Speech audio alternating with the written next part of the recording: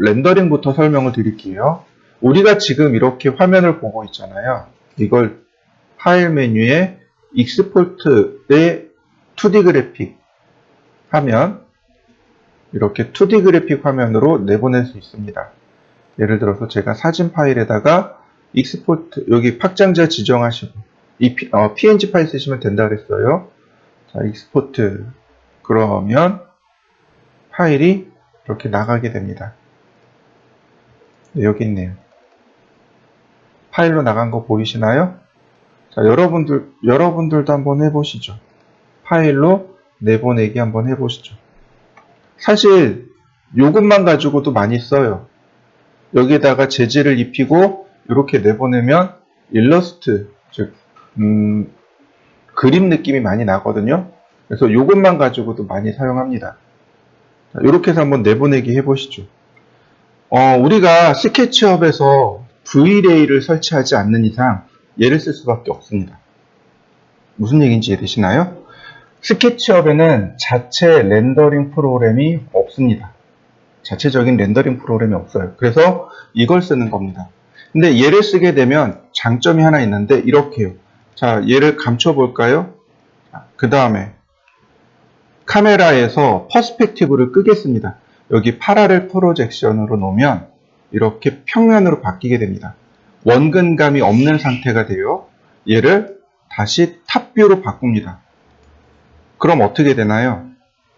컬러링한 것처럼 보이는 거 이해되시나요? 이렇게 컬러링처럼 보이게 돼요. 프론트 바텀 뷰라든지, 바텀 뷰 아니구나.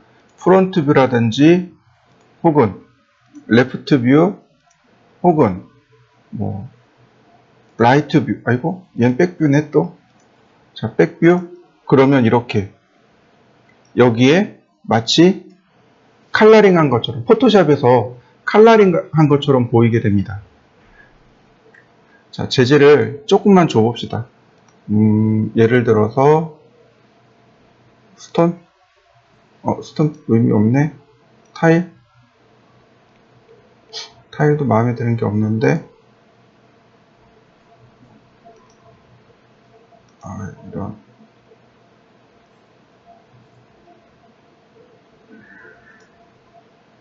자, 일단 여기 우드. 그럼 나무 재질 들어간 거 보이시죠? 자, 그 다음에 얘네 우드 다른 걸로. 예를 들어서 이런 목재로 제가 재질을 주어 봤습니다. 자, 그러면 얘를 탑에서 한번 볼까요? 그럼 어떤가요? 컬러링 된 거 보이시나요? 이렇게 포토샵에서 컬러링이 됩니다. 그러니까 포토샵에서 했던 게 이곳 스케치업에서도 얼마든지 가능합니다. 이해되시죠? 자, 여러분들도 이렇게 한번 확인해 보시죠. 재질을 넣어 보시고 그 다음에 빠른 시간 내에 한번 체크를 해 보시죠.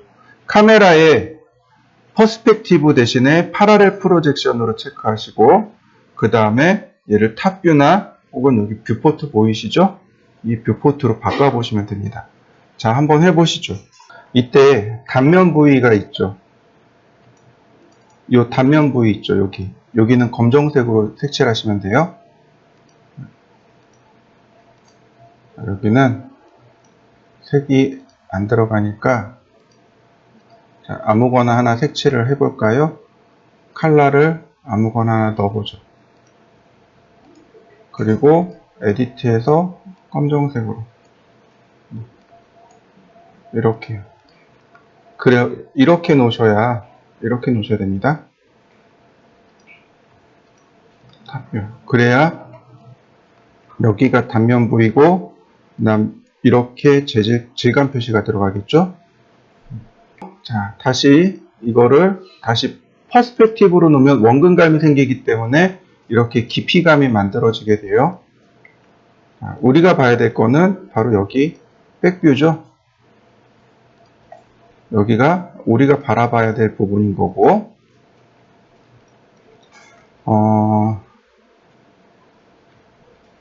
자, 그 다음에 여기에 어색한 점이 하나 있습니다. 여기에 어색한 게 하나 있어요. 뭐가 어색한 걸까요? 그림자예요. 그림자. 자, 밑으로 내려가서 보면, 여기 내려가서 보면 섀도우라는 게 있습니다. 여기 섀도우 보이시죠? 그림자를 누르시면 돼요. 이 UTC 빼기 7이라고 돼 있잖아요. 이게 시간대인데 그 왼편에 아이콘 있죠. 이 아이콘을 누르면 이렇게 그림자가 들어옵니다. 그림자 생성돼요. 얘를 빼면 다시 그림자가 꺼지고요. 그림자 온오프 됩니다. 자, 그림자를 한번 만들어 보시죠. 자, 이 그림자에 보시면 시간대가 나옵니다. 여기 UTC라고 하는 건 영국의 그리니치 천문대를 영시로 봅니다. 그래서 시간이 빠르냐, 느리냐, 이렇게 이야기하는 거예요. 이걸 UTC 시간대라고 합니다. 자, 여기서 조절하지 마시고, 일로 갑니다. 윈도우 메뉴에 보시면, 모델 인포예요. 윈도우 메뉴에 모델 인포 찾아보시죠. 여기 윈도우 메뉴에 보시면 모델 인포라고 하는 메뉴가 있습니다. 한번 찾아보실까요? 자, 얘를 누르게 되면 여기 이 모형 공간에 대한 여러 가지 정보가 나오는데 그 중에 여기 지오 로케이션이요. 지정학적 위치. 그 중에 여기 add 로케이션을 쓰시면 안 돼요. 여기 로케이션 쓰지 마시고 어디로 가느냐? set manual location을 클릭하시면 됩니다. 매뉴얼이 수동이란 뜻이죠. 그러니까 내가 설계자가, 작업자가 수동으로 위치를 지정하겠습니다라는 뜻입니다. 여기 컨트리가 나오네요. 당연히 우리나라로 해야죠. 코리아, 서울. 자, 레티튜드, 롱기튜드. 위도 경도죠.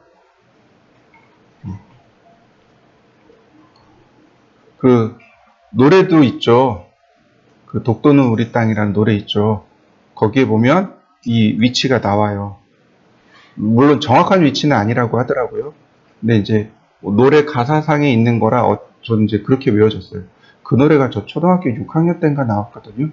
되게 오래된 노래라 그냥 저는 외우고 있어요. 동경 132, 북위 37 이렇게 노래가 나와요. 가사 중에. 지금은 있는지 없는지 모르겠어요. 중간에 가사를 바꿨다고 했는데 있는지 없는지 모르겠습니다. 그러니까 독도의 위치를 위도 경도로 이렇게 표시해 줬습니다. 그래서 전 그거 외우고 있고 유일하게 외우고 있는 위도 경도입니다. 요것만 쓰시면 돼요. 그리고 오케이. 그러면 카메라가 바뀌는데 여기 보면 UTC 플러스 9이라고 됩니다. 즉 다시 말해서 영국에 비해서 우리나라는 9시간이 빠르다라는 뜻이 되겠죠. 그 다음에 이 부분 여기를 바꿔야 돼요. 타임은 시간대죠. 시간대는 오후 1시 정도면 충분해요. 1시 반 이때면 굉장히 쨍쨍할 때죠. 근데 문제는 뭐냐면 데이트 여기 날짜예요. 어거스트 8월이죠. 줄라이 7월이죠. 바로 여기 7월과 8월 여기 요때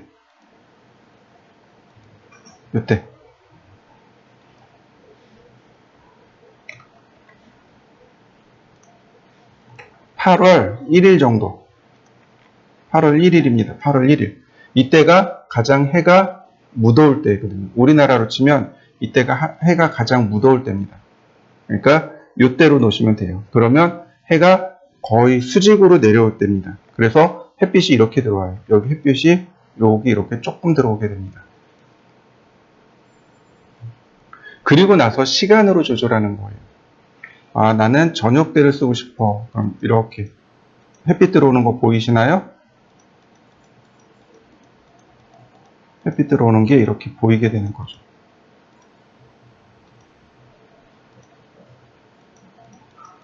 이런 식으로 햇빛이 들어오게 됩니다. 이걸 이렇게 시간을 가지고 그림자를 여러분들이 조절하시면 돼요. 자, 그러면 그림자까지 이렇게 조절이 됐네요. 자, 여기까지 한번 세팅해 보시죠. 카메라의 높이는 이 시선의 높이는 이 바닥에서 1500입니다. 1500이에요. 1500이 되는 지점에 이 지평선하고, 그러니까 여기 있는 이 수평선하고 얘가 맞아 떨어지면 돼요. 근데 잘 안 보이잖아요. 그럼 이렇게 하시면 됩니다. 자, 여기 컴포넌트 보이시나요? 여기 컴포넌트에 보시면 여기 홈 버튼을 누르시면 됩니다. 그럼 여기 크리스도 있고 여기 스멜레도 있고, 자, 크리스나 스멜레를 여기 클릭한 다음에 끌고 들어오면 됩니다. 자, 이렇게요. 그러면 여기가 눈높이죠. 그죠? 눈높이가 어디예요? 귀 있는 데가 눈높이죠. 그러니까 이렇게 귀하고 수평선을 맞추면 얘가 적당한 투시 높이가 됩니다. 이런 식으로. 이렇게 귀의 높이를 맞추시면 적당한 높이의 투시 높이가 됩니다. 그러니까 우리가 투시를 처음에는, 그러니까 처음부터 감각적으로 잡을 수는 없어요. 그러면 어떻게 하냐면 처음엔 논리적으로 구도를 잡아야 됩니다. 그러니까 어떻게 구도를 잡느냐? 첫 번째가 이거예요. 사람의 눈높이로 맞추세요. 사람의 눈높이로 자꾸 맞추는 연습을 하세요. 그리고 나면 어느 정도 느낌이 생겨요. 한 요 정도? 이 정도가 좋지 않을까? 이 정도가 좋지 않을까? 이런 느낌들이 생깁니다. 예를 들어서 내가 이렇게 보고 싶어요. 조금 더 위에서 이렇게 볼 수도 있는 거고, 혹은 이렇게 아래쪽에서 이렇게 볼 수도 있는 거고. 근데 처음에는 이렇게 FM대로, 정석대로만 쓰시면 돼요. 그리고 지금 소실점이 이렇게 가고 있습니다. 이 눈높이를 향해서 이렇게 가고 있는 걸 확인할 수 있어요. 그죠? 소실점이 항상 이렇게 중간에 오도록 그렇게 연습을 하시면 좋습니다. 소실점이 이와 같이 중간에 오도록 연습을 하세요. 그 다음에 소실점을 이렇게 틀어버리는 겁니다. 이런 식으로. 그러면 소실점을 이렇게 틀어버리게 되면 이건 이소점 투시도가 돼버립니다.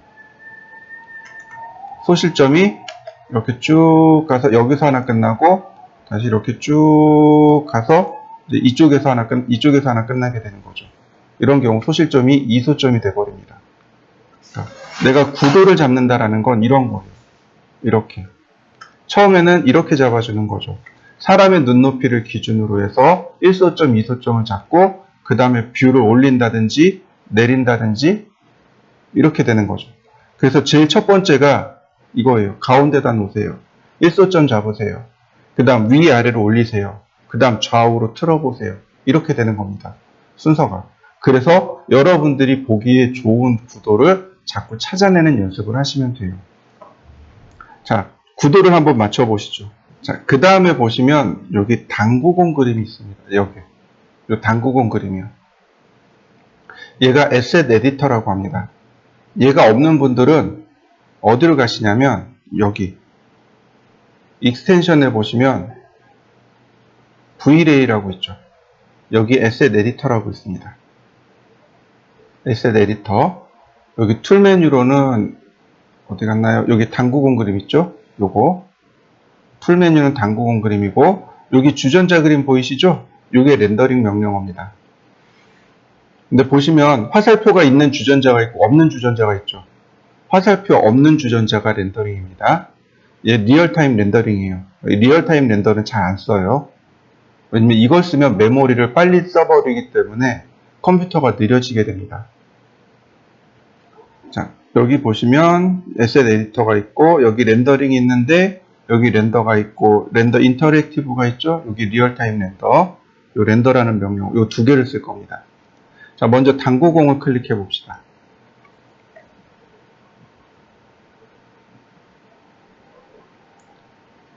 어디 갔나요? 자, 여기 떴네요. 이게 에셋 에디터입니다. 보시죠. 위에 보시면 여기 툴 메뉴들이 있어요. 얘가 매티리얼입니다. 이 동그란 당구공 그림이 매티리얼이에요. 그 다음에 이 전구 있죠. 이 전구가 조명입니다. 그 다음에 여기 기어 그림 있죠. 얘가 렌더 셋업입니다. 얘를 눌러주시면 돼요. 요 렌더링 세팅을 하셔야 되고, 그 다음에 밑으로 이렇게 내려가면 좌우에 화살표가 있죠.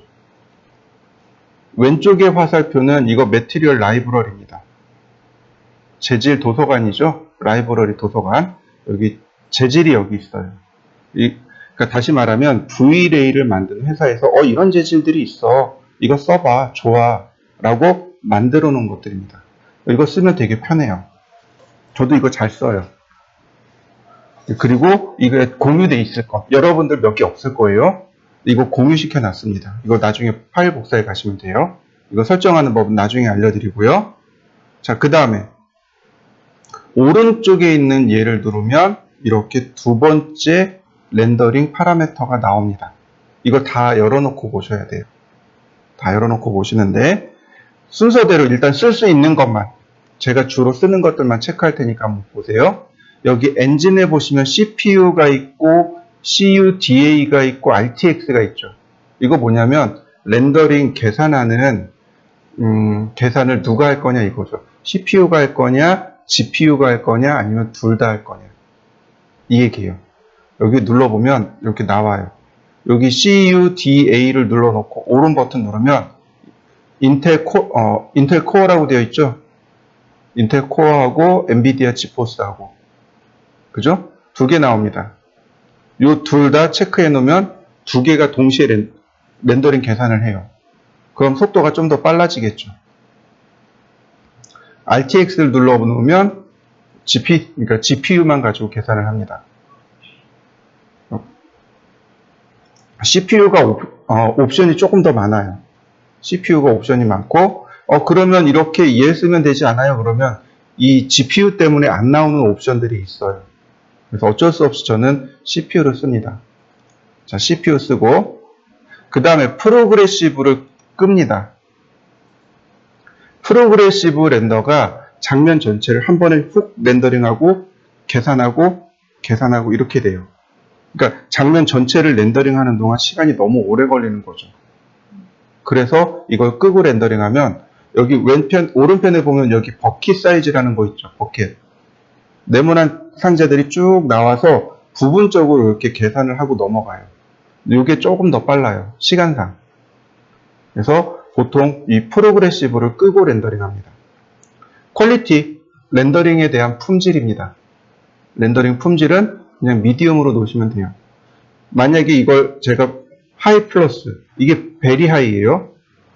하이가 있고 미디움 플러스가 있고 미디엄이 있고 로우 플러스가 있고 로우가 있어요. 이건 베리 로우, 로우, 미디엄 플러스, 하이, 베리 하이. 베리 하이로 놓게 되면은 굉장히 늦어요. 렌더링 시간이 지금 이거 얼마 안 되잖아요. 이거 6시간 걸려요. 그래서 나중에 최종 렌더링 할 때 어떻게 하냐면 6시에 퇴근할 때 렌더링 딱 걸어요. 그리고 퇴근해요. 그리고 아침에 오면 그때 렌더링 끝나 있어요. 그런 게 비일비재예요. 그래서 베리하이는 최종 렌더링 할 때만 쓰고, 그렇지 않으면 보통 미디엄으로 놓고 씁니다. 우리는 이제 간단하게 봐야 되니까 미디엄으로 놓습니다. 그 다음 그 밑에 가면 디노이저라는 거 있죠. 노이즈를 디노이즈 하겠습니다. 노이즈가 잡티잖아요. 그죠? 근데 디노이즈 그러면 잡티 제거란 뜻이 돼요. 디노이저, 잡티를 제거하겠습니다 라는 뜻입니다. 자, 밑에 그 다음 카메라 넘어갑니다. 렌더 아웃풋, 이제 얘가 중요해요. 이 렌더 아웃풋의 이 사이즈가, 얘가 중요해요. 얼마만한 사이즈로 렌더링을 할 거냐, A4 사이즈에 맞춰서 할 거냐, A3에 맞춰서 할 거냐, 이 얘기예요. 근데 우리는 지금 샘플 렌더니까 그냥 800에 450으로 놓겠습니다. 여기 16대 9 비율이기 때문에 이게 자동으로 맞춰지는 겁니다. 만약에 1대1 그러면 800에 800으로 맞춰지겠죠. 보통 사진이나 우리가 사용하는 게 4대3 비율이에요. 이렇게요. 800에 600 이렇게 4대3 비율을 보통 사용해요. 모니터가 우리가 사용하는 일반 모니터가 4:3 비율이고, 그 다음에 이제 와이드가 16:9 버전이 되는 거죠. 이렇게 16:9가 되는 거죠.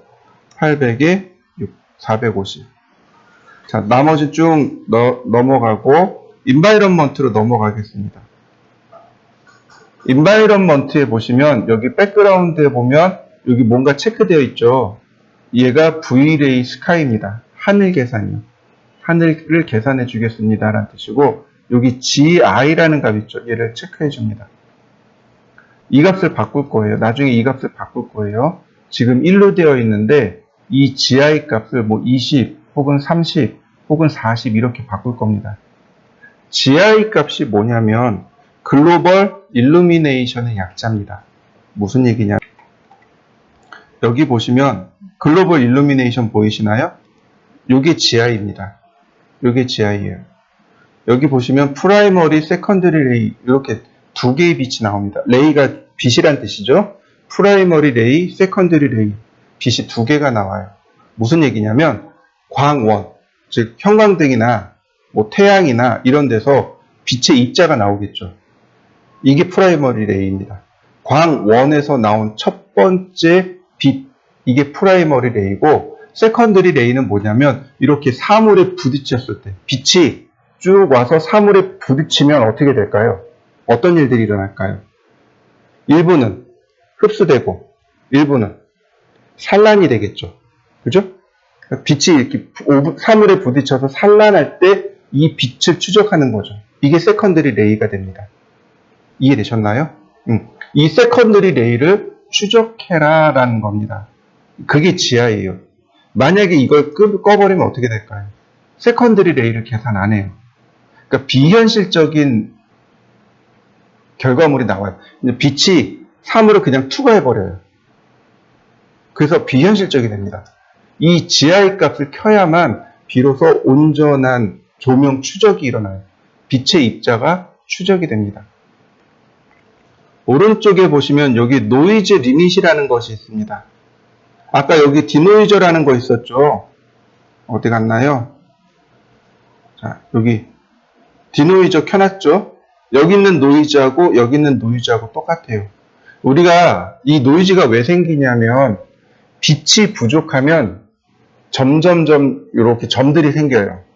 빛이 부족하면. 그래서 그 노이즈의 크기를 제한하는 겁니다. 이 정도 이상은 노이즈를 만들지 마세요 라고 제한하는 겁니다. 이 값을 0.01로 바꿔버리면 돼요. 그러면 노이즈가 굉장히 작아져서 잘 안 보입니다. 그 다음 버켓 사이즈. 아까 얘기했죠? 렌더링 할 때 네모난 사각형이 돌아다닐 거라고. 그 버켓의 크기고. 자, 나머지는 쭉 넘어갑니다. 쭉 넘어가는데, 자, 여기 안티알래싱 필터라는 것이 나옵니다. 안티알래싱이 뭐냐면 경계입니다. 경계. 렌더링 했을 때 경계가 원래 이렇게 계단처럼 나와야 되는데 이 계단을 살짝 뭉그러뜨려서 품질을 높이는 걸 안티알래싱이라고 합니다.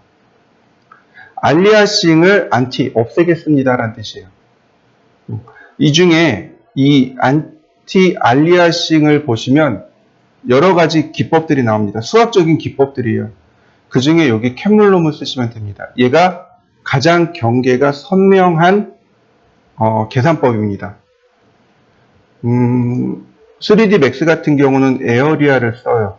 스케치업은 여기 렌즈를 쓰고, 근데 제가 추천하는 건 여기 캔물롬을 씁니다. 3D 맥스에서도 캔물롬을 써요.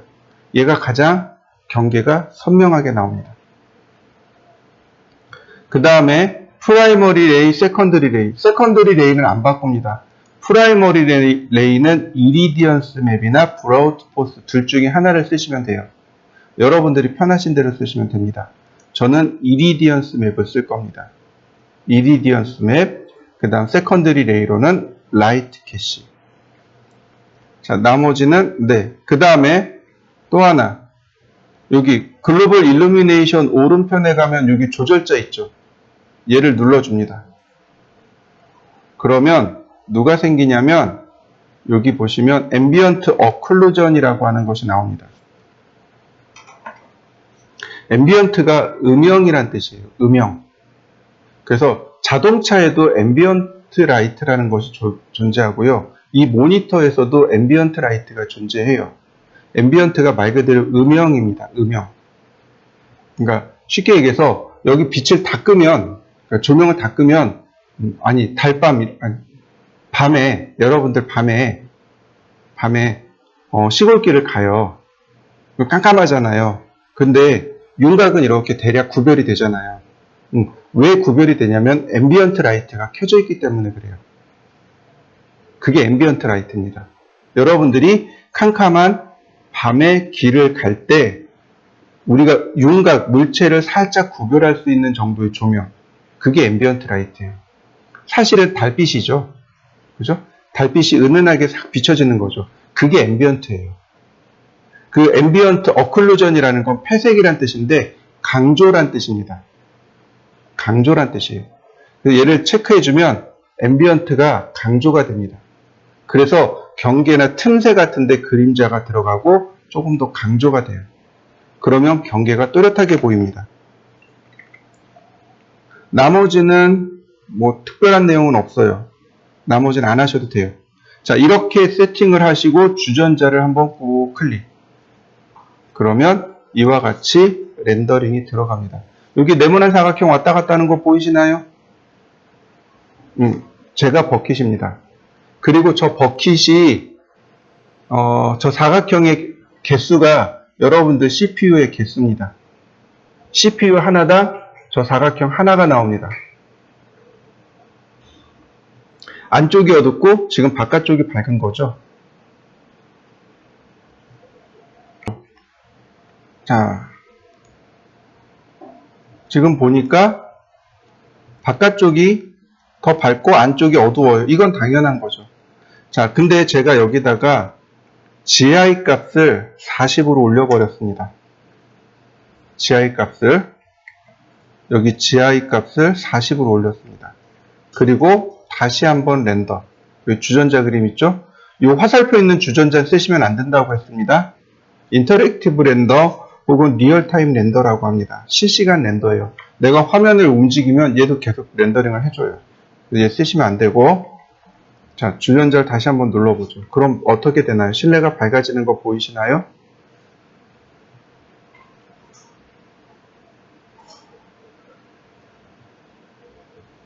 자, 한번 해보시죠. 그 다음에 이제 밝기를 조절하는 게 뭐냐면 바로 여기 카메라입니다. 여기 어드밴스 카메라 파라메틱 있죠? 여기서 조절해요. 이 값을 가지고 카메라 값을 조절합니다.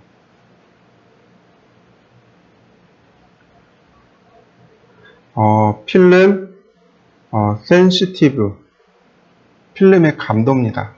이 필름의 감도는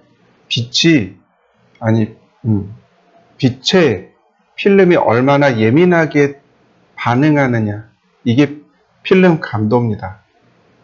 그래서 숫자가 커지면 빛에 예민하게 반응을 하게 돼요. 예를 들어서 제가 여기다가 400이라고 했어요. 그러면 더 많이 반응을 하는데, 자, 이 중에 이걸 다 렌더링 할 필요는 없고 이 버튼을 누르면 얘가 리전 렌더라고 합니다. 지역 렌더라고 해서 내가 지정한 범위만 이렇게 렌더링을 하게 됩니다. 내가 지정한 요 범위만 렌더링하는 거예요. 리전 렌더. 눌러서 렌더링하면 여기가 하얗게 나오는 걸 확인할 수 있습니다. 빛에 예민하게 반응하니까. 자, 다시 한번 볼까요? 자, 이번엔 필름 감도를 50으로 낮췄습니다. 50으로 낮추었더니 어떻게 돼요? 더 어둡게 되는 거 보이시나요?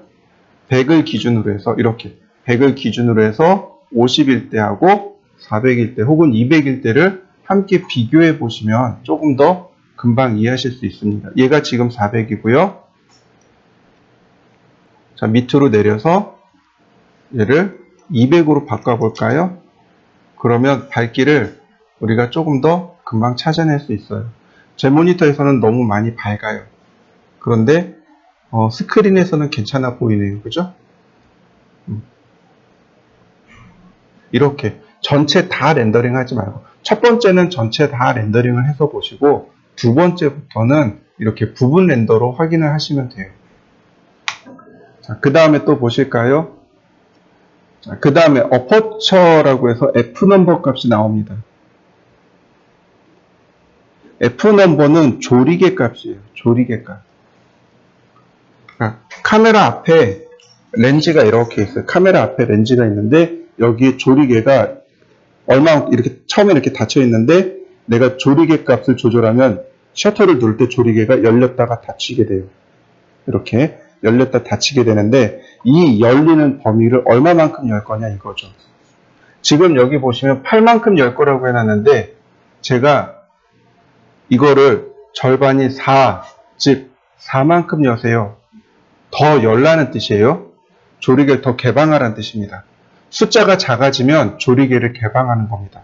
하얗게 다 타버린 거 보이시나요? 하얗게 타버린 거예요. 이번엔 6으로 바꿔보겠습니다.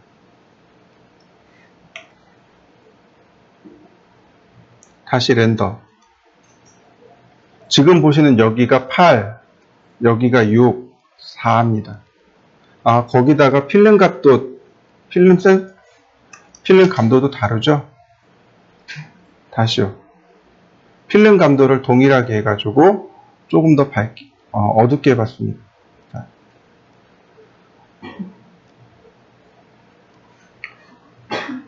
감도를 조절해서 제가 다시 해봅니다. 어떤가요? 확실히 이게 값이 다르니까 밝기가 달라지는 거 보이시나요? 이 어퍼처는 숫자가 작아지면 작아질수록 조리개가 커집니다. 많이 개방하는 거예요. 숫자가 커지면 커질수록 조리개를 적게 개방하는 겁니다. 이해되셨나요? 거꾸로 움직이는 거예요. 우리 생각하고 반대로 생각하시면 돼요. 예를 들어서 조리개 값이 32예요. 그러면 굉장히 조금 여는 겁니다. 그러니까 조리개가 조금 열렸으니까 어떻게 돼요? 빛이 조금 들어가는 거죠. 그러니까 이렇게 어둡게 나올 수밖에 없는 거죠. 그래서 이 조리개 값을 가지고 우리가 조절을 해주시면 돼요. 자, 여러분들도 한번 해보시죠. 실제 카메라에서는 저 조리개 값을 가지고 심도를 조절합니다. 말이 어려워졌어요. 아웃포커싱 효과예요. 아웃포커싱 효과가 저 조리개 값으로 조절해요.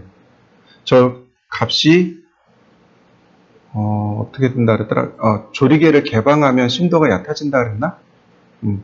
그렇게 되더라고요. 그러니까 조리개의 심도, 그러니까 피사체의 심도를 저 조리개로 조절을 합니다. 얕게 하거나 깊게 할 때 이 조리개 값으로 조절합니다. 당연히 모두 바뀌어요? 밝기도 바뀌어요. 그러면 모두 바꿔야 돼요? 셔터 스피드도 바꿔야 됩니다. 자, 그 아래 셔터 스피드가 있네요. 셔터 스피드는 셔터가 개방되었다 닫히는 속도. 그러니까 이 셔터 속도가 느리면 어떻게 돼요? 많이 개방하는 거죠. 그래서 빛이 많이 들어가게 돼요. 셔터 속도가 빠르면 어떻게 돼요?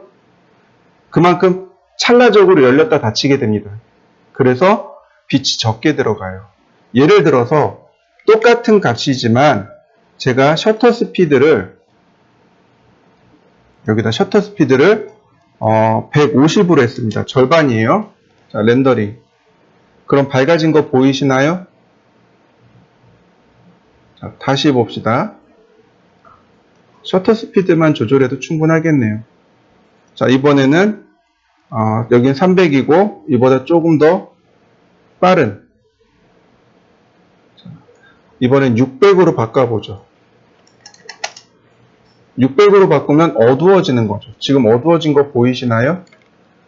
이렇게 이 부분 150, 300, 600. 자, 이해되시죠? 이 셔터 스피드가 빠르면 빛이 적게 들어간다 그랬습니다. 그죠? 대신에 조리개는 개방을 해줘야 돼요. 그러면 셔터 스피드가 빠르면 어떤 사진을 찍을 때 좋을까요? 움직이는 물체. 자동차 이렇게 휙 지나갈 때 셔터 스피드를 한 2000분의 1초로 놓고 이렇게 쭉 쫓아가면서 연사로 찍는 겁니다. 기러기 이렇게 날아가는 거. 그 다음에 한여름에 이렇게 분수 사진 있잖아요. 분수 사진을 2000분의 1초로 놓고 찍으면 그 물방울이 다 찍혀요. 그럴 때 셔터 스피드를 빠르게 하는 거고, 셔터 스피드를 느리게 합니다. 예를 들어서 2초, 3초 이런 식으로. 이거는 노출시킨다 그래요. 그러니까 셔터를 들어서 안쪽에 있는 필름을 노출시키는 겁니다. 빛이 엄청 많이 들어가겠죠. 그럼 어떤 사진이 나올까요? 야경을 찍을 때 써요. 이런 사진들은. 야경에 보면 이렇게 자동차 이렇게 지나간 사진 있잖아요. 그런 거 찍을 때 이 셔터 스피드를 노출을 시키는 겁니다. 한 10초 정도. 그러면 야경 사진이 만들어져요. 그래서 야경 사진 찍을 때 쟤를 합니다. 얘는 대략적으로 이거 풀고 셔터 스피드 150분의 1초가 딱 맞는 것 같아요. 전체적으로 밝기가 조절이 됩니다. 조금 더 밝아지는 거죠. 밝고 조금 더 선명해지겠네요. 저 같은 경우는 이렇습니다. 그러니까 이렇게 조절을 하시면 돼요. 이 실내의 밝기는 조명의 밝기를 가지고 조절하는 게 아니고 이렇게 카메라를 가지고 조절하시면 됩니다. 이게 렌더 옵션들입니다. 자, 여러분들도 조명의 밝기를 한번 조절해 보시죠. 배경사진도 이렇게 하시면 돼요. 자, 이 상태에서 어떻게 하냐면 씬을 저장하겠습니다. 여기 씬 있죠. 장면.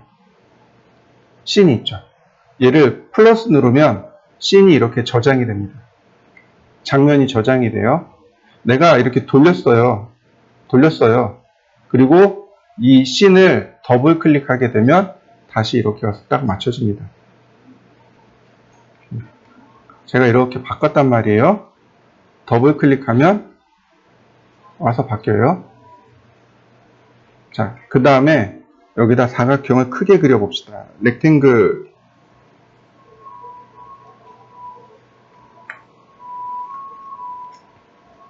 자, 이렇게요.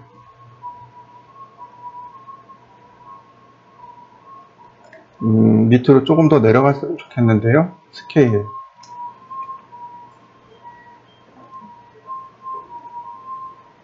이렇게요. 그러면 뭐만 보이나요? 이 뒤에 사각형만 보이는 거죠.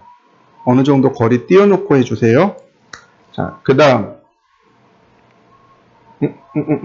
잘못 눌렀다. 그 다음. 이제 여기다가 질감 효과를 주는 겁니다. 임포트. 어디다 놨을까요? 다운로드 폴더에 놨을까요? 자, 다시. 제가 사진을 하나 다운로드 받아봤습니다. 사진 폴더에 JPG 파일로. 이렇게 풍경 사진이 있단 말이죠. 얘를 이렇게 불러오는 거죠.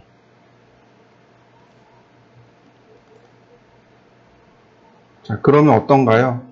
밑에 풍경이 보이나요? 이렇게요. 자, 다시 보죠. 얘가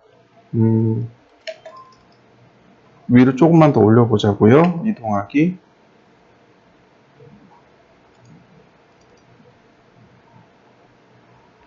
이런 안 보이네.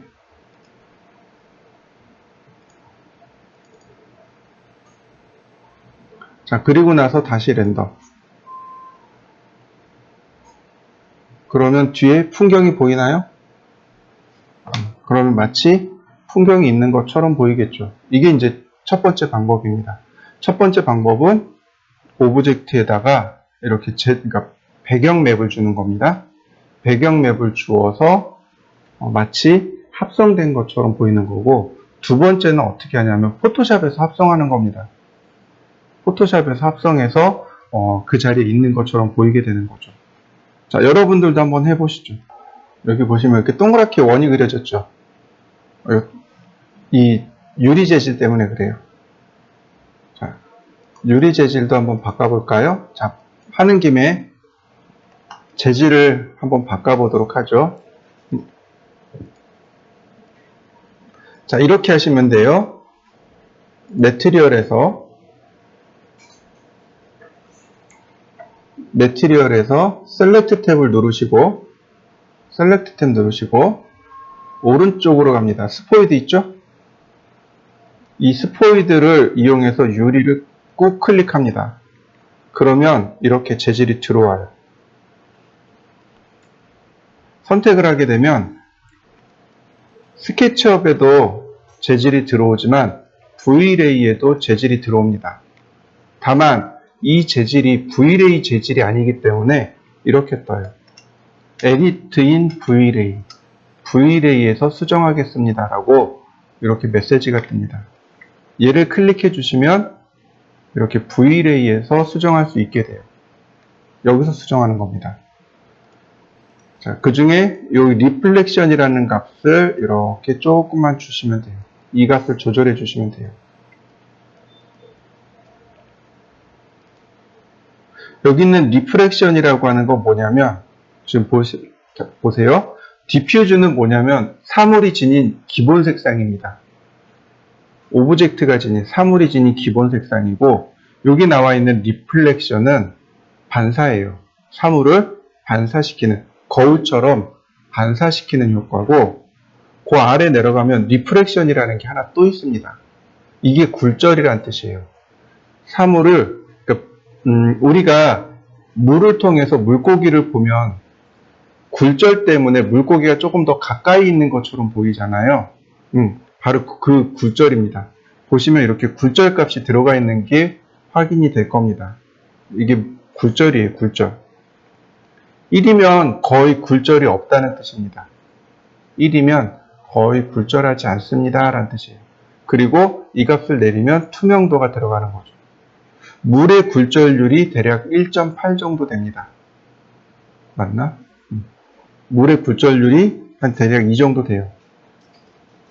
자, 이렇게 놓고 다시 렌더 하려면 시간이 오래 걸리니까 영역을 지정하고 다시 한번 렌더. 그러면 여기만 렌더링을 다시 하는 거죠.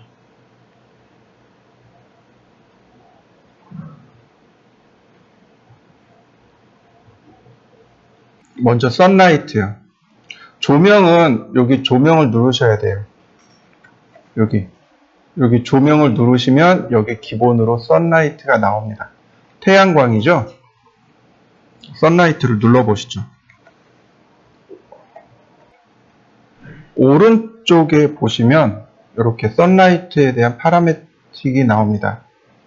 먼저 커스텀 오리엔테이션, 원점이죠. 원점을 내가 마음대로 수정할 수 있는 거죠. 원래 기본값은 UTC 시간대를 기준으로 하게 되지만 얘를 눌러버리게 되면 이제부터는 내 마음대로 조절이 되는 거죠. 얘를 끄면 이렇게 선라이트, 스카이라이트하고 함께 묶여서 나오지만 얘를 쓰게 되면 이제 이렇게 시간대가 바뀌는 거죠. 자, 방향 조절하고요. 방향 조절하고. 태양의 위치 바뀌는 거 보이시나요? 여기. 방향 조절하고, 그 다음에 태양의 위치를 조절하고,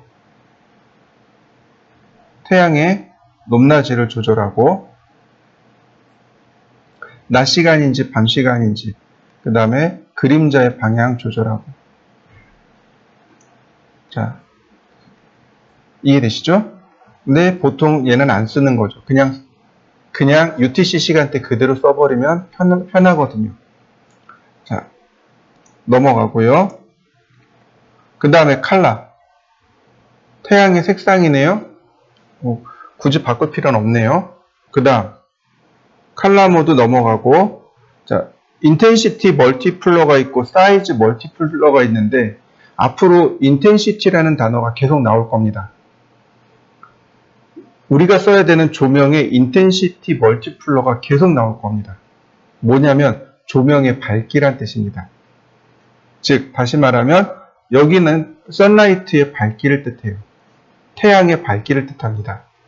값이 1이죠? 이거 안 바꿉니다. 아까 봤던 우리 렌더 옵션에 보면 카메라 있죠? 카메라 값 가지고 밝고 어둡기를 조절합니다. 조명의 이 인텐시티는 바꾸지 않아요. 조명의 인텐시티는 바꾸지 않습니다. 뭘로 조절해요? 카메라에서 밝고 어둡기를 조절해요. 인텐시티는 밝아지지 않습니다. 어두운 쪽으로만 가요. 조명이 여기서부터 천정부터 이만큼만 쓸 거예요. 그럼 인텐시티 값을 어둡게 하면 되는 거죠. 이 사이즈 멀티플러는 그림자입니다. 그림자의 밝기 또는 그림자의 농도로 보시면 되겠습니다. 자, 제가 이거 뉴하고 다시 한번 해보도록 하죠. 자, 여기다가 얘를 쓸 겁니다. 어디 갔나요? 여기. 요거. 얘가 뭐냐면 인피니티 플랜이라고 하는 겁니다.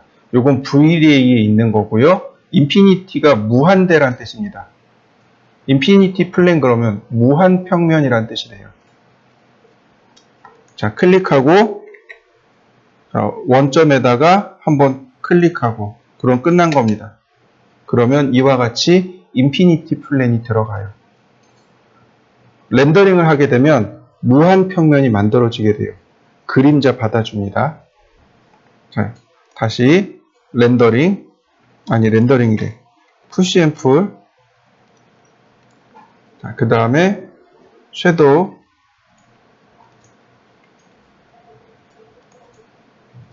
자, 이거 그대로 냅뒀습니다. 지금 그림자가 이만큼 늘어진 거 보이시죠? 자, 그림자 좀 당겨왔습니다. 자, 다시 렌더 옵션 바꿔야죠.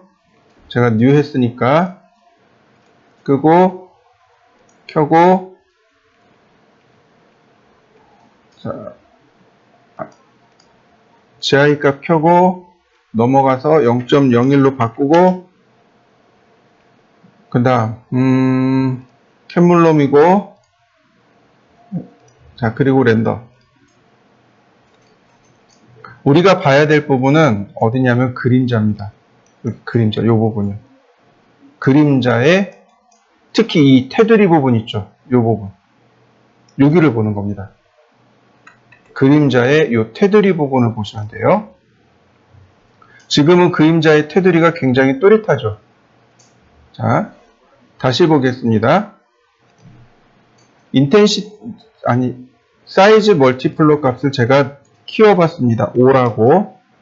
자, 그리고 그림자 부분만 이렇게 확대해서 렌더.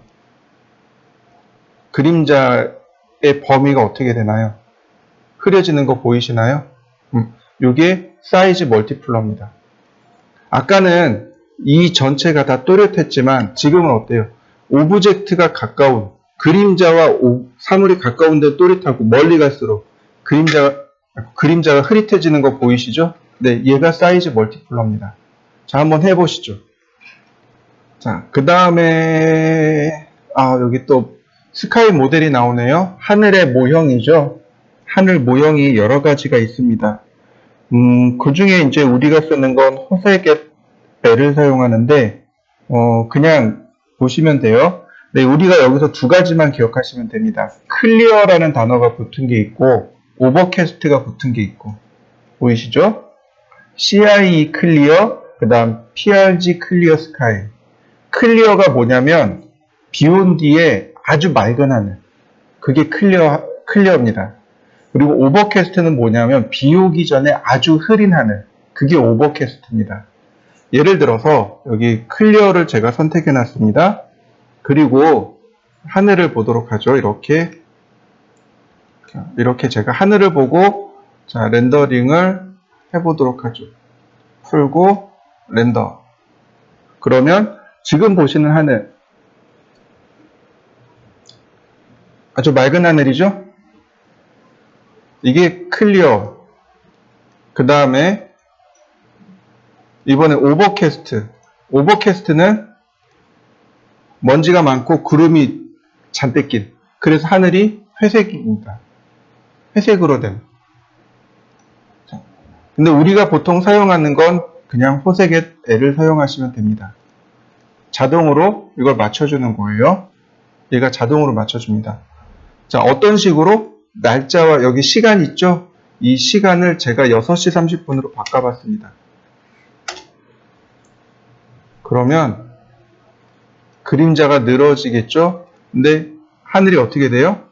자연스럽게 어두운, 그러니까 노을진 하늘로 바뀌는 거 보이시죠? 노을을 바라보도록 해볼까요? 이렇게. 그러면 노을진 하늘이 이렇게 만들어지게 됩니다. 자, 여러분들도 한번 해보시죠. 자, 그 다음 또 보실까요? 아이고.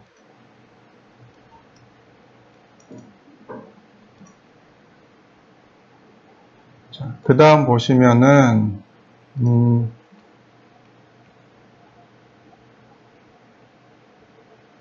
자, 그 다음에 보시면, 트러비티하고 오존이라는 게 나옵니다. 트러비티하고 오존. 트러비티는 먼지, 오존은 말 그대로 오존이죠. 트러비티가 많으면, 먼지가 많으면 하늘은 어떻게 될까요? 하늘이 뿌옇게 바뀌는 거죠. 이렇게. 황사 낀 날 있죠? 황사 낀 날처럼 이렇게 올라가게 됩니다. 자, 렌더링을 걸어보면 하늘이 이렇게 뿌옇게 바뀌어 버립니다. 그러니까 뽀얀 하늘이 되는 거죠. 자, 다시 2.5로 바꾸고 그러면 맑은 하늘이 될 거고. 아닌데. 자, 그 다음 오존은 말 그대로 오존입니다. 오존층을 말합니다. 오존이 숫자가 높으면 맑은 하늘이 나옵니다. 이렇게 맑은 하늘이 나오고, 근데 오존의 숫자가 낮으면 오존이 없기 때문에 먼지 낀 하늘. 근데 여기서는 효과가 안 나와요. 그냥 똑같이 나옵니다. 별반 차이 없이 나올 거예요. 그 다음에 알베도라는 것이 있습니다. 얘는 넘어가시면 되겠고요.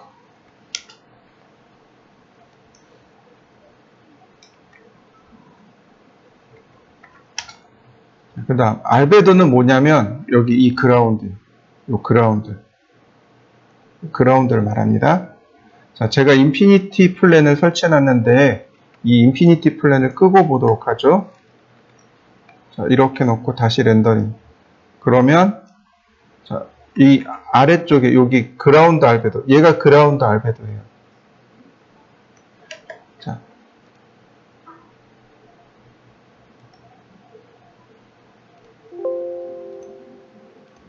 보시면 알베도의 색상입니다. 알베도의 컬러. 자, 밝게 해봤습니다. 그러면 자, 렌더링을 걸어보면 여기가 밝아진 걸 확인할 수 있습니다. 지금 시간대가 어두워서 그래요. 다시 알베도 컬러를 까맣게 해봤습니다. 그럼 여기 까맣게 나오는 거 보이시죠? 여기 알베도 컬러입니다. 적당히. 그 다음 블렌드 앵글, 즉 여기서부터 여기까지 여기 섞이는 이 부분 있죠. 하늘하고 여기 그라운드가 섞이는 이 부분, 이 부분의 범위입니다. 예를 들어서 제가 10으로 주었습니다. 자, 그러면 이렇게 많이 넓어진 걸 확인할 수 있습니다. 그런데 이렇게 줄여보도록 하죠. 제가 1로 놔봤습니다. 그러면 여기가 많이 줄어드는 거 보이시죠? 그 다음에 호리젠 옵셋 같은 경우 여기를 밑으로 이렇게 내리는 겁니다. 이 값을 제가 10으로 놔봤습니다. 그리고 여기만 따로 렌더링을 해보죠. 이렇게. 그러면 10이라는 숫자만큼 이렇게 밑으로 내려간 걸 확인할 수 있습니다. 자, 여러분들도 이렇게 한번 확인해 보시죠. 그 다음 옵션은 클라우드입니다. 클라우드, 구름이요. 굳이 이제 얘네들은 굳이 바꾸지는 않아요. 뭐 예를 들어서 덴시티는 구름의 농도고, 그 다음에 버라이티네요. 얼마만큼 이렇게 다양성을 가지고 있느냐. 그 다음에 뭐 그런 내용이고, 그 다음에 하이트는 구름의 높이가 얼마냐, 티크니스는 구름의 두께가 얼마냐, 뭐 이런 내용들이 들어있네요. 일단 렌더. 그러면 하늘에 이렇게 구름이 쫙 만들어집니다. 자, 여러분들도 한번 넣어 보시죠. 인비저블입니다. 감추다 라는 뜻이에요. 무슨 얘기냐면 시간대를 6시 30분에 놓고 그리고 렌더링을 하게 되면 이렇게 태양이 여기 나오게 돼요.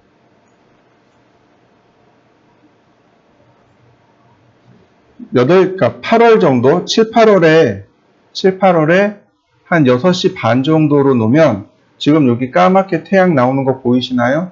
이게 선라이트, 태양인데 얘를 감추자라고 하는 겁니다. 인비저블, 감추다 라는 뜻으로 렌더링을 하게 되면 얘가 이렇게 감춰집니다. 어떤가요? 여기에 태양이 감춰진 거 보이시나요? 인비저블, 비저블이 보이다 라는 뜻이에요. 가시성, 보이다 라는 뜻이고 인비저블은 비가시성, 다시 말해서 감추다 라는 뜻입니다. 그 다음 섀도우, 그림자를 만들겠습니다. 그 다음 디퓨즈가 아까 설명드렸듯이 사물이 지닌 기본 색상을 디퓨즈라고 해요. 오브젝트가 지닌 혹은 사물이 지닌 기본 색상을 디퓨즈라고 하고 이펙트 디퓨즈 그러면 기본 색상을 적용하겠습니다. 즉 조명이 기본 색상에 적용되겠습니다. 이런 뜻이고요. 서피큘라에도 적용합니다. 서피큘라가 하이라이트입니다. 사물을 보면 이렇게 하얗게 반사되는 부분들 있죠. 그 하얗게 반사되는 부분들, 그 다음 앰모스피어릭은 안개입니다. 그리고 그림자도, 안개의 그림자도 만들겠습니다. 이런 뜻이에요. 여기는 크게 옵션 부분은 크게 손댈 건 없고 일반적으로 태양광은 여기까지입니다. 자, 그리고 선라이트를 끄는 방법은 그냥 이거 시간대를 새벽 시간으로 바꿔버리시면 돼요. 이런 식으로. 그러면 선라이트가 어떻게 돼요? 밤 시간대니까 선라이트가 적용이 안 되겠죠. 이런 식으로. 그러니까 선라이트를 끄면 다시 GI 값도 그 다음에 백그라운드 컬러도 다 바꿔야 돼요. 근데 그게 잘 안 되니까 그냥 편안하게 시간을 밤 시간으로 바꿔버리시면 됩니다. 아니면 여기를 한 10시쯤으로 바꿔버리는 거죠. 그러면 깜깜한 밤이니까 렌더링을 하면 이렇게 밤처럼 나와버리는 거죠. 선라이트가 꺼진 것처럼 보이는 거죠. 자, 한번 해보시죠.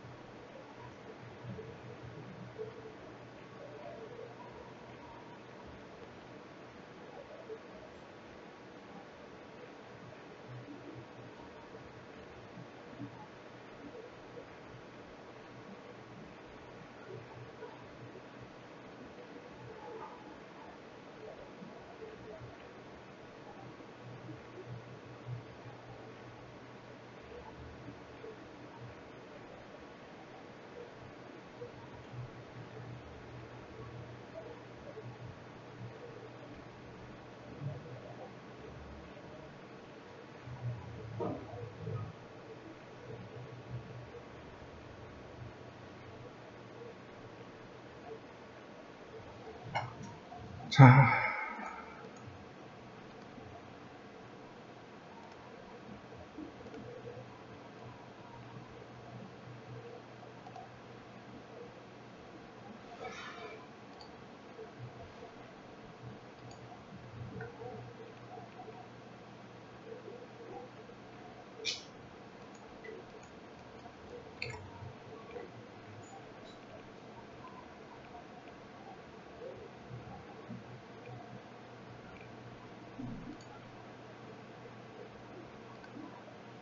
자, 그 다음이요.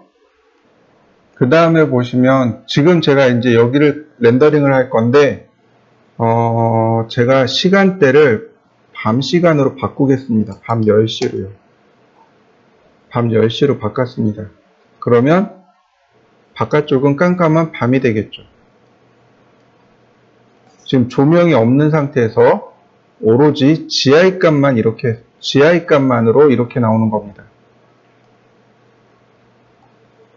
GI 값만으로 이렇게 나오는 거예요. 보시면 우리가 GI 값 40을 줬잖아요. 1을 주게 되면 이렇게 어두운 상태가 되어 버립니다. 만약에 GI를 꺼버리면 어떻게 돼요? 까맣게 되겠죠. 렌더링 하는 의미가 없는 거죠. 자, GI를 켜고 값은 1입니다. 자, 여기까지 이렇게 만들어 놓으시죠. 그러니까 선라이트는 밤 시간으로 돌리시고 GI 값은 1로 넣으시면 됩니다. 자, 그 다음 조명입니다. 조명이 어디 있냐면 여기 있네요. 여기 얘네들 요렇게가 조명입니다. 여기까지. 여기서부터 렉탱글 라이트, 일반적인 사각형인 조명입니다.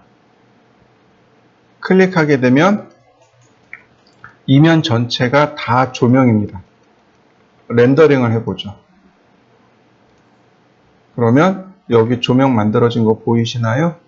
그 모양이 사각형처럼 생겼다고 해서 렉탱글 라이트. 자, 한번 해보시죠. 자, 이렇게 만든 조명은 바로 여기로 들어오게 돼요. 여기 렉탱글 라이트에서 이렇게 들어옵니다.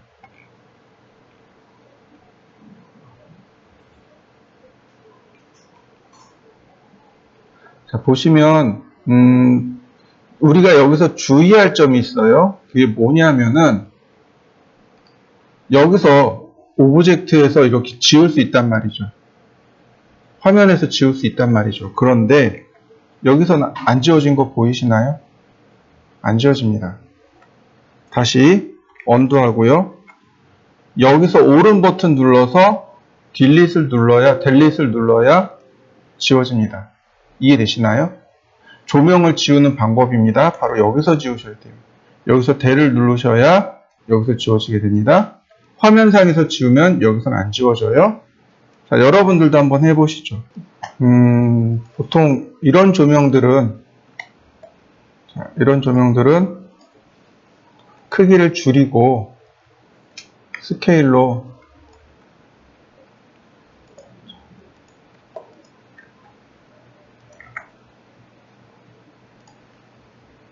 자, 다시 스케일로 줄여주시고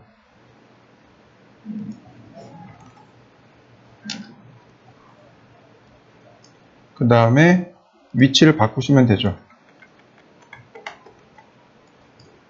스케일을 예를 들어서 10이라고 했습니다. 그럼 많이 작아지겠군요. 자, 이동하기.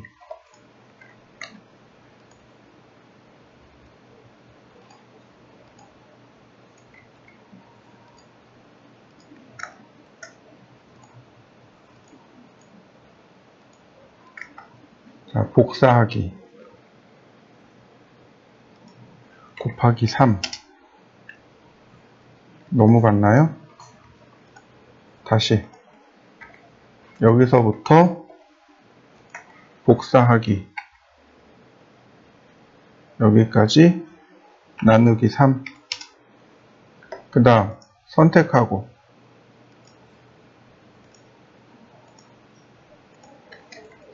다시 복사하기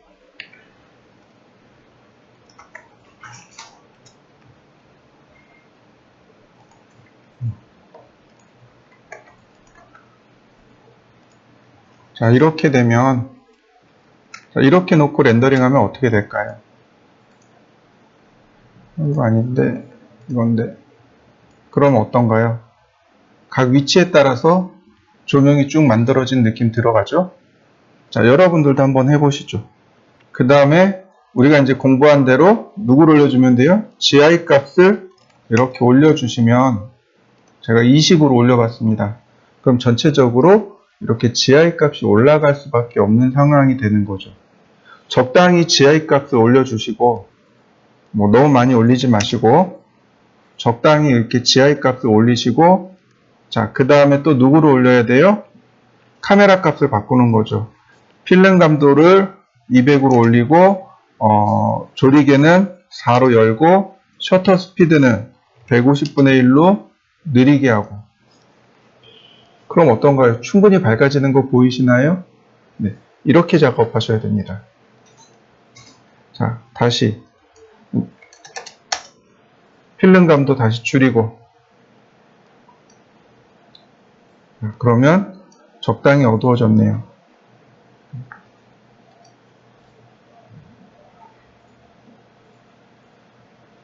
조리개를 좀 닫아볼까요? 자, 어떤가요? 그냥 카메라 값만 조절했는데, 그죠? 카메라 값만 조절하는데도 불구하고 적당히 잘 나온단 말이죠. 그럼 마치 그 자리에 조명이 있는 것처럼 보이죠. 이해되시나요? 그러니까 렉탱글 조명은 형광등처럼 보일 수 있어요. 또는 이렇게 원형, 우리 이제 다운라이트라고 하죠. 저 복도에 가면 이렇게 동그랗게 파여져 있는 저 다운라이트 같은 효과들을 이렇게 보여줄 수 있습니다. 자, 여기다가 다시 한번 조명을 그려볼까요? 렉탱글 라이트. 자, 조명 그리기 전에 제가 조명을 여러 개 복사했습니다. 근데 어떤가요? 렉탱글 라이트 하나밖에 안 나와 있죠. 복사해서 썼기 때문에 그래요. 이해되시나요? 여기다가 더블 클릭하면 이름 바꿀 수 있어요. 내가 이렇게 이름을 바꿔주면 나중에 이게 지워지더라도 쉽게 찾을 수 있단 말이죠. 자, 다시 여기다가 제가 이렇게 형광등 효과를 이렇게 내봤습니다.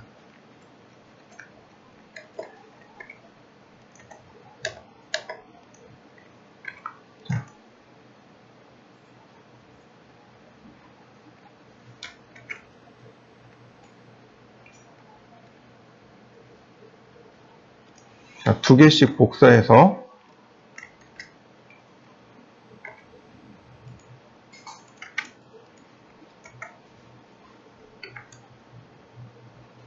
제가 이렇게 총 4개를 놔봤습니다. 그리고 다시 한번 렌더링을 걸어보죠.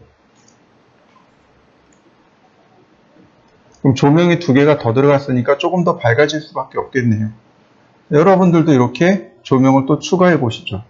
화면을 보세요. 여기 이 부분 보시면 노이즈 낀 거 보이시나요? 이게 노이즈, 얘네들이 노이즈입니다. 그래서 제가 이 노이즈 값 숫자를 낮추었고요. 그 다음에 여기 디노이저를 꺼냈단 말이죠. 디노이저를 켰습니다. 자, 이 부분만 제가 렌더링을 다시 해보도록 하죠. 이렇게 해서 여기만 다시 렌더. 그러면 이 부분이 어떻게 바뀌는지 확인해 보시죠.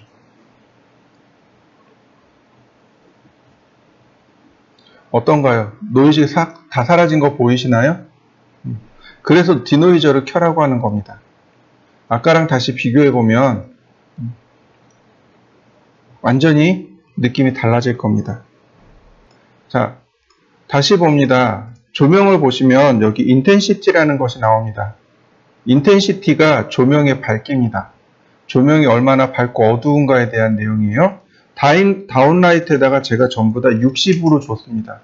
그러면 이 주변 테두리가 다 밝아지겠죠. 자, 이 부분만 제가 렌더링을 해보죠. 그러면 여기에 충분히 밝아지는 것을 확인할 수 있습니다. 자, 이렇게 보시면 돼요. 여기 보시면 단위가 나옵니다. 일반 기본 단위가 있고, 루미넌스 파워가 있고, 루미넌스가 있고, 라디언트 파워가 있고, 라디언스가 있습니다. 단위가 다 달라요. 단위가 다릅니다. 자, 루미넌스 또는 루미넌스 파워라고 하는 건 뭐냐면 광원에서 빛을 내보내는 양이란 뜻입니다. 루미넌스란 얘기는 광원에서 빛을 얼마만큼 많이 내보낼 것인가 이런 얘기예요. 이게 루미넌스입니다. 보통 우리가 사용하는 그 25W 그 형광등 있죠. 25W 형광등이 대략 한 1300 루미넌스 정도 됩니다. 그러니까 형광등처럼 쓰려면 여기가 1300까지 올라가야 돼요. 그래야 일반 밝기가 돼버립니다. 자, 그 아래 보면 루미넌스라고 하는 게 있는데 이게 뭐냐면 광원에서부터 1m 떨어진 곳에 얼마만큼 빛이 모이는가에 대한 단위입니다. 이건 똑같아요. 그 다음에 라디언스라는 게 있습니다. 이 라디언스라는 게 어려워요. 우리가 알고 있는 여기 보면 기본 단위가 W로 되어 있습니다. 우리가 와트라는 거 있죠. 전력의 단위 와트. 예를 들어서 50W짜리, 뭐 100W짜리 이렇게 이야기하잖아요. 그게 아니에요. 그게 아닙니다. 우리가 전구할 때 뭐 백열등 뭐 100W짜리 하나 사오세요. 뭐 50W짜리, 80W짜리 이렇게 얘기하잖아요. 그 와트가 아닙니다. 그러면 여기서 말하는 루미넌스 파워는 뭐냐면 복사 에너지란 뜻입니다. 복사 에너지란 뜻이에요. 그게 무슨 얘기냐면 물체가 방출하는 그 열이나 혹은 빛이나 이런 것들을 복사 에너지라고 합니다. 다시 말하면 여기서 방출하는 에너지가 있겠죠. 그 에너지의 양을 뜻하는 겁니다. 그래서 이 복사 에너지 같은 경우 100W 전구가 한 2W, 3W 정도밖에 안 돼요. 여기서. 이해되시나요? 우리가 사용하는 100W 그 전구 있죠. 100W 전구가 실제로 복사 에너지로 이야기하면 2W에서 3W 정도 됩니다. 그러니까 여기가 얼마로 바뀌어야 돼요? 3으로 바뀌어야 돼요. 그래야 양이 비슷해집니다. 자, 이해되셨나요? 너무 어려워요. 그죠? 보통은 루미넌스 많이 써요. 보통은 루미넌스나 디폴트 값을 많이 사용합니다. 저도 그냥 디폴트 값 써요. 특별히 여기서 모양 바꾸진 않습니다. 자, 그 다음 옵션에 들어가면 나머지는 다 똑같은 옵션입니다. 인비저블, 보일 것이냐, 감출 것이냐. 지금 렌더링하면 조명이 다 보이잖아요. 그죠? 근데 얘를 체크하면 어떻게 돼요? 다 감춰서 나오는 거죠. 여기 조명이 이렇게 다 감추어져서 나옵니다. 그 다음 그 아래 보시면 No Decay라는 말이 나옵니다. Decay가 감소란 뜻입니다. 빛이 여기서 딱 생성이 되면 거리에 따라서 점점 어떻게 되나요?